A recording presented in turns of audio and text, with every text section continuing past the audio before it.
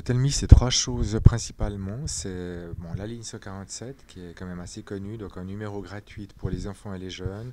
C'est une ligne nationale créée par Projuventud, donc c'est un mandat de Projuventud qui finance complètement la ligne, mais c'est nous qui travaillons pour toute la Suisse romande sur cette ligne-là pour les enfants et les jeunes. Il y a un site internet, Telmi, www.telmi.ch, avec un L, sur lequel on répond aux questions des parents et des jeunes adultes, en complémentarité avec le site de Ciao qui répond aux adolescents. Donc là, c'est Internet. On répond aux questions qui arrivent sur Internet.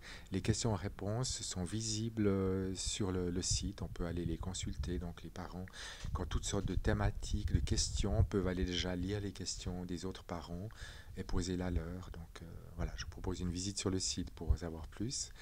Et le troisième volet, c'est les consultations. C'est-à-dire qu'on reçoit les jeunes, adolescents, jeunes, parents, ensemble ou séparément, en consultation. Et on a une subvention de la commune et du canton, de la commune de Lausanne et du canton de Vaud, qui nous permet de faire des consultations à un tarif tout à fait symbolique. Donc, par exemple, des jeunes peuvent venir en consultation et payer 5 francs de main à main sans qu'il y ait de facture à domicile. Ils peuvent faire la démarche en toute confidentialité. Et puis pour les parents, c'est 30 francs et c'est encore négociable en fonction s'il y a des difficultés financières, s'il y a du chômage comme ça. On peut même, on reçoit aussi des parents à 10 francs la consultation. Il faut toujours payer quelque chose. Il y a un minimum symbolique, mais voilà, le but, c'est qu'il y ait une accessibilité très grande et une souplesse. Telmi offre des prestations à travers les trois axes qui ont été nommés, des prestations de conseils et de services de soutien psychologique et éducatif aux jeunes et aux familles. Alors, il y a très longtemps, c'est un service qui s'appelait SOS Enfants, qui était une permanence téléphonique créée par Terre des Hommes. Donc, on est loin de tout ça, puisqu'on est devenu une association indépendante, et puisqu'on a développé donc le 147. Avant, c'était un numéro à 7 chiffres payant. Et depuis 1999, c'est devenu un numéro national, gratuit, qui est géré avec comme point de départ l'OFAS au niveau fédéral, qui a mandaté Projuventud, qui ensuite organise dans toute la Suisse. Nous, comme je vous l'ai dit tout à l'heure, on répond pour toute la Suisse romande. Ça, c'est donc la permanence téléphonique est restée, mais deux axes se sont ajoutés. C'est l'axe Internet, puisqu'il y a le site de Ciao sur lequel on collabore, et puis le site de Telmi pour les jeunes adultes et les parents.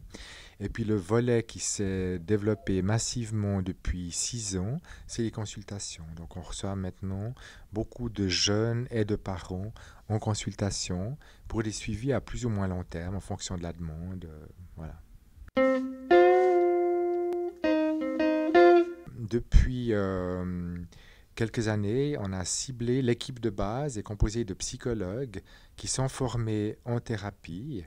Alors précisons qu'on n'entre pas en thérapie quand on vient en consultation à Telmi. On fait un travail qu'on appelle psychoéducatif à visée thérapeutique, c'est-à-dire que ça peut déboucher sur une démarche qui devient évidemment thérapeutique. Mais on n'entre pas forcément en thérapie dès le départ. Mais l'intérêt de cette prestation, c'est que on voulait pouvoir offrir une prestation très souple, très accessible, mais qui ne soit pas pour autant limitée. C'est-à-dire que les personnes qui viennent ici, avec lesquelles il y a une relation de confiance qui s'installe, peuvent entreprendre un suivi à long terme aussi. Donc on peut recevoir une famille pendant plusieurs fois, ça peut être 3 séances, ça peut être 6 séances, ça peut être une année. Parfois, on voit une famille, on la retrouve une année plus tard ou 2 ans plus tard parce qu'il y a un autre souci. Ou des suivis individuels aussi qui peuvent durer vraiment longtemps aussi. Et ça, donc le but, c'est à la fois d'avoir ce seuil d'accès très facilité, mais d'être très pointu dans le travail qu'on fait. C'est tout ce qui est lié au changement de structure de famille. Parce que là on est davantage dans des familles pour la plupart recomposées, monoparentales, voire homoparentales. J'ai l'impression que tout ce qui est lié à l'évolution de la structure de la famille est sujette à construction, à reconstruction, et il y a pas mal de demandes liées à ça. Oui, alors les parents se plaignent assez souvent de Facebook, enfin du fait que leurs adolescents passent des soirées entières dans la chambre à chatter sur Facebook ou autres sites comme ça. Donc c'est vrai que c'est quelque chose c'est une problématique qui est nouvelle, qui apparaît assez souvent. Alors c'est vrai qu'il y a des côtés positifs et puis on est bien conscient, il y a toute une médiatisation qui se passe actuellement là autour des risques qu'il y a aussi liés à Internet.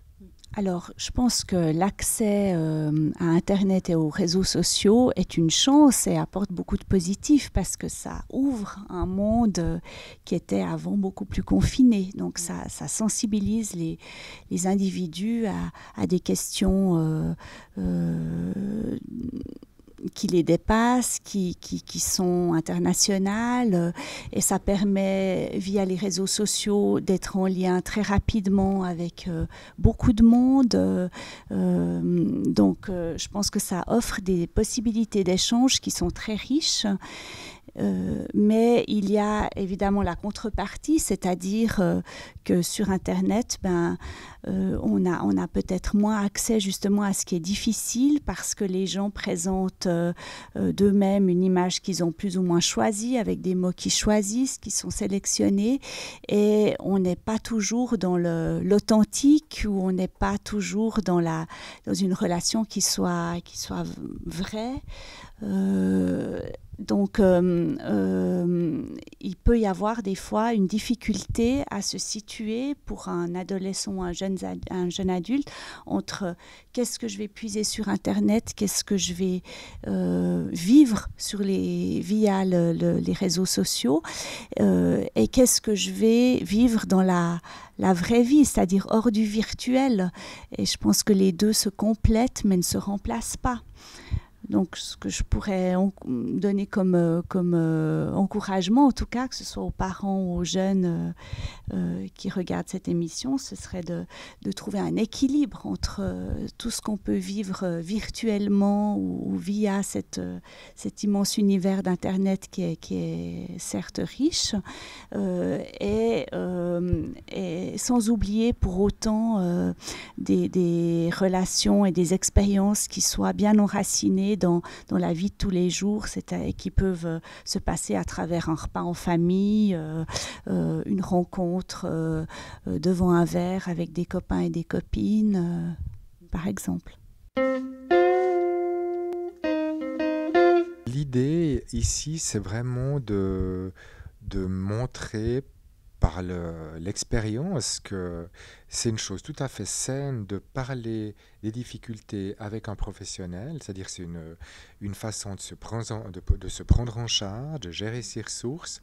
On n'est pas dans la pathologie, on n'est pas dans la maladie, on est dans une démarche qui est constructive et puis qui est efficace, parce qu'en fait, quand on reçoit des familles qui peuvent mettre à jour tous les malentendus qu'il y a dans leur relation, on avance très vite. Et de même, quand un jeune vient parler des choses et qu'on arrive à l'aider à se situer dans son cadre d'amis, de son cadre familial, il perçoit beaucoup mieux, il comprend beaucoup mieux pourquoi il reçoit tel retour de la part des autres, il peut se repositionner.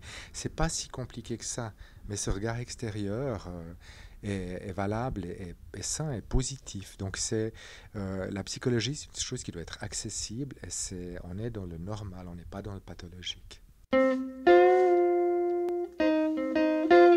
Alors c'est important que le jeune lui-même fasse la démarche de téléphoner, donc le numéro de téléphone figure sur notre site, sur toute la documentation qu'on distribue.